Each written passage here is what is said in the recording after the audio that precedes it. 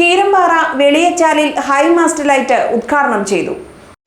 വെളിച്ചം പദ്ധതിയിൽപ്പെടുത്തിയാണ് കീരമ്പാറ പഞ്ചായത്തിലെ വെളിയച്ചാലിൽ high mast light സ്ഥാപിച്ചത്. Antony John MLA switch on കർമ്മം നിർവഹിച്ചു. ഗ്രാമപഞ്ചായത്ത് പ്രസിഡന്റ് ഗോപി മുട്ടത്ത് അധ്യക്ഷത വഹിച്ച ചടങ്ങിൽ KK Dani, Father Jacob Vadakkumparambil, Sheeba George, Sandy Jose, Jijo Antony, Sabu Varghese, MS Sasi, AK Kochukuru, EP Raghu, KO Kuriakose തുടങ്ങിയവർ പങ്കെടുത്തു.